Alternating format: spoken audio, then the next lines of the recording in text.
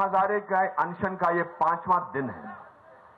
ये सब जन मांग कर रहे हैं कि देश में भ्रष्टाचार को जड़ मूल से उखाड़ने के प्रभावी कदम उठाए जाएं।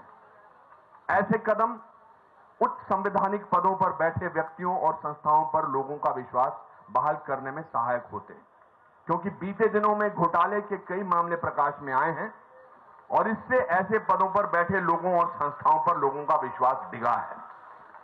यह अनशन अंतर आत्मा की पुकार है, एक ऐसी पुकार जो देश के आम नागरिकों के दिल और दिमाग को छू रही है।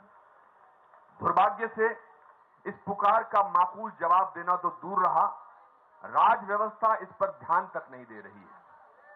सरकार ने न सिर्फ इन मांगों से अपना मुंह मोड़ रखा है, बल्कि उसने बड़े घोटाले के दोषियों को सजा दिलाने के मामले में राजनीतिक इच्छा शक्ति की कमी दिखाई है। विपक्ष भी इस मामले में कुछ बेहतर नहीं जान पड़ता है। सरकार और विपक्ष ही नहीं, बल्कि इस देश के समूचे राजनीतिक निजाम ने लोगों से हेठी की है। यहां तक कि अगस्त 2011 में सभी पार्टियों द्वारा अनुमोदित भारत की संसद के प्रस्ताव पर भी अमल नहीं हुआ है। अफसोस कि मुख्य धारा की यह राजनीति भारत को भ्रष्टाचार मुक्त बनाने की आकांक्षाओं को आवाज देने के मामले में अप्रासंगिक हो चली है। सरकार चाहे ना दे, लेकिन इस देश के लोग चुपचाप नहीं बैठ सकते। वीर और निस्वार्थ स्वयंसेवकों को चाहिए कि वे निष्ठुर राजसत्ता की बेदी पर अपने सेहत और जान की बलि ना चढ़ाएं। संविधान में वर्णित मूल्यों और देश की आजादी की लड़ाई से खाद पानी हासिल करने वाले स्वराज के सपने को साकार करने के लिए इन स्वयंसेवकों की जरूरत है।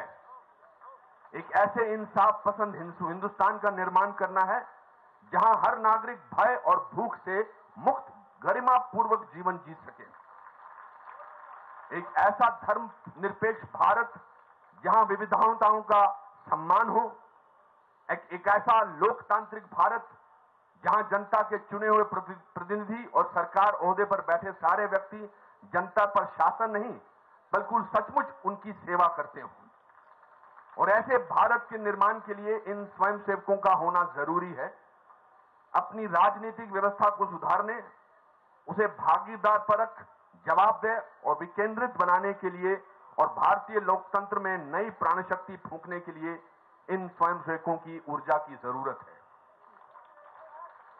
इस वक्तव्य के नीचे हस्ताक्षर करने वाले हम लोग अनियतकालीन अनशन पर बैठे श्री अन्ना हजारे और उनके सारे सहयोगियों से अपील करते हैं कि वे इस राजनीतिक व्यवस्था से उम्मीद लगाना छोड़ दें। श्री अन्ना हजारे और अनशन पर बैठे उनके सारे सहयोगियों से मेरा आह्वान है कि वे अपनी ऊर्जा एक वैकल्पिक राजनीतिक ताकत को गढ़ने में लगाएं, जो कि एक ही साथ लोकतांत्रिक, जवाबदेह, नैतिक और अहिंसक हो, जो जनतंत्रीकरण और विकेंद्रीकरण के लिए चुनाव आधारित क्रांति को जन्म दें और देश की सत्ता संरचने को लोगों के प्रति उत्तरदायी बना सकें। भारतीय लोकतंत्र एक चौमुहाने पर ठिठका है, उसे एक नई दिशा की जरूरत है। हम अनशन कर रहे स्वयंसेवकों से अनुरोध करते हैं कि वे इस ऐतिहासिक चुनौती को स्वीकार करते हुए अनशन तोड़ दें। साथ ही लोकतंत्र के पक्ष पर सभी नागरिकों, आंदोलनों और संगठनों से हम पुनः अनुरोध करते हैं कि वे इस जन आंदोलन से निर्माण के काम में जुड़ें। कहने का तात्पर्य यह है, दो मुद्दे जैसा कि मैंने पहले भी बोला था कि एक तो हम इन जितने भी लोग यहां पर और हिंदुस्तान के अलग अलग इलाकों में भूख हड़ताल पे बैठे हैं, जिन्होंने पिछले 9 दिन से या 5 दिन से खाना नहीं खाया, वो देश की भलाई के लिए हमारा उनसे अनुरोध है कि वो इस अनशन से, इस भूख हड़ताल से हट जाएं। दूसरा, हम सबके सामने हमने रास्तों पर तो पूरा प्रयत्न किया है, सड़कों पर पूरा प्रयत्न किया है सरकार को अपनी आवाज सुनाने का, पर मुझे लगता है कि अब समय आ गया है कि पार्लियामेंट में जाकर ही अपनी अपनी आवाज सुनाएं।